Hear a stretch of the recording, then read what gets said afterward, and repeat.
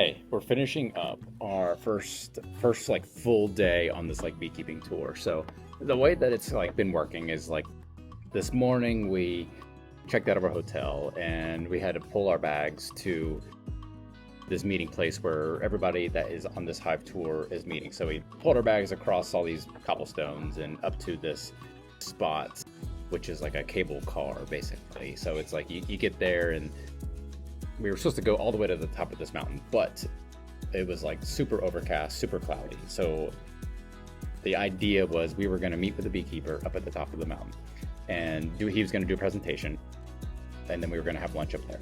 Here's what ended up happening. It was raining and it was cloudy, so all of us kind of got on this bus. And when I say all of us, it's like maybe, I think it's 40 people total, including like the guide. And we went to this hotel, and he like rented this room in the hotel, and he did his presentation in there. It was awesome. And it was actually the same hotel that he keeps bees on top of.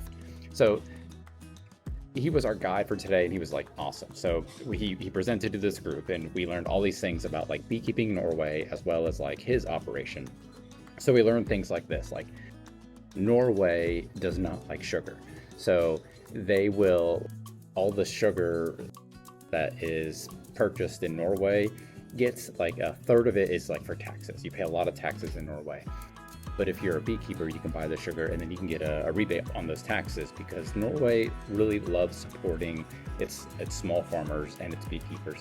So we did this presentation, and it was really interesting, because bees are bees, but people do things so much differently all over the world. So like part of Norway is varroa free, and it's a really like northern country, so it gets really cold, but it's actually really warm. It's not covered by snow all the time. So like northern Norway is like varroa free, and they have a co-op here, and they have a lot goes through their local clubs. Like for example, if farmers need pollinators for their fruits, they will actually talk to the local beekeeping club, and the local beekeeping club will negotiate the price, and it's $200 a hive, and they get $200 for 4 weeks of pollination for all these different apples and stone fruits and things like that.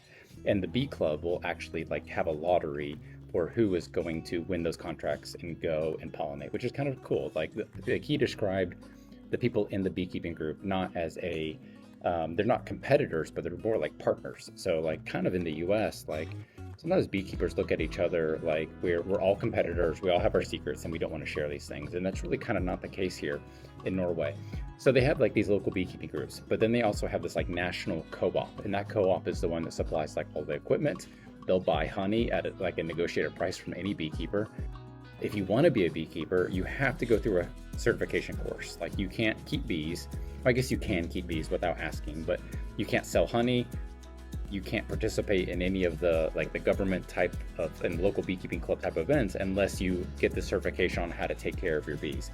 So one thing that's really interesting is, so they have varroa, but it's not that big of a deal. If you have EFB, like a European foul brood, they treat that like American foul brood in the US. So if you get EFB, you will burn your hives, and they'll burn your hives.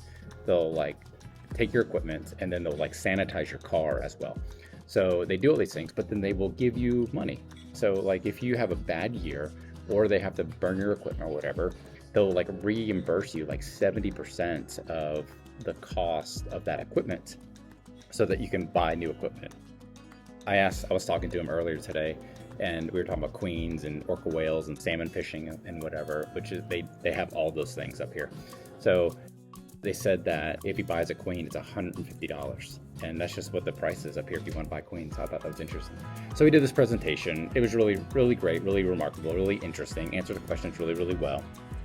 And then we went back to that place where we take the cable car up, and we took the cable car up this mountain, and on top of it is like this restaurant, and he keeps a couple bees up there because he does this urban beekeeping where he rents his hives out, and they get the location, the restaurant, the museum, whatever will get the marketing from it. They'll get some of the honey from it, and he takes care of them. So that happens a lot in the US, but he does that in the city of Bergen. So he had a couple hives like on the top of this cliff basically, and you could see them. They're overlooking the city. Like it looked like a great spot to keep bees, except for you're kind of like managing these hives right on this cliff, and it's super slippery, and it rains like 250 days a year here. So not the easiest thing. to manage.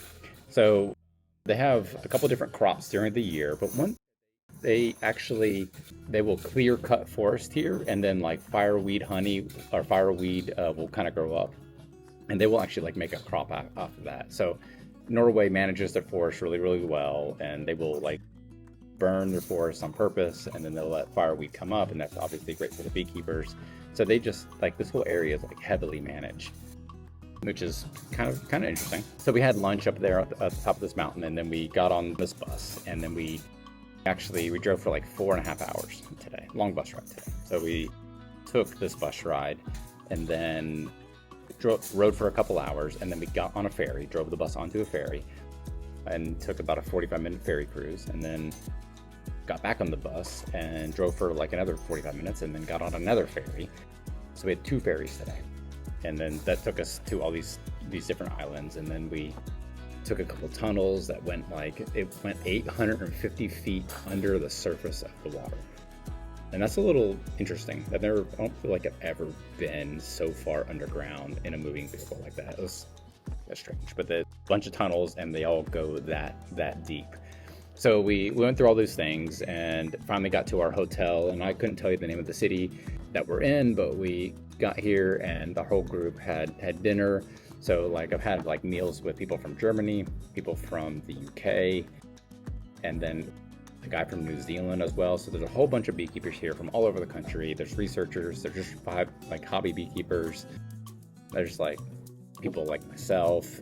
It's a really interesting eclectic group, and it's been really enjoyable to like have conversations and meet people. And obviously we're in a bus for hours, so there's plenty of time to talk. There's another beekeeper and his wife, Eric and Joy. They're from Oregon. They're here, and I remember seeing them at Chile a couple years ago. So it's just a fun group of people just to like chat with. Tomorrow we're learning about the Norwegian black bee, which is a kind of a species of bee that they protect, and it's really, really great at surviving up here. So we're gonna learn about that as well. And we're going to like a museum. It's not a beekeeping museum, but they have like bee-related things at this museum as well. So we're doing those 2 things in the morning, and then we get back on a ferry, and then we're getting into Denmark in the morning. So, it's been a great day so far. It's only day 1 of being on this tour, and we have multiple days to go. So I just hope you're kind of enjoying seeing this. I'm posting a bunch of pictures and videos and things like that, so you can kind of see what we're doing. But anyway, stay tuned because we've got a couple more days to go, and then we also have Apimondia, and that's going to start, I think, on Tuesday, and that's going to go Tuesday through Saturday. So I'll do the exact same thing every single time. We'll do a video every single day. So just stay tuned because I'm going to show you everything that we're doing. All right. I appreciate it. Thanks for watching.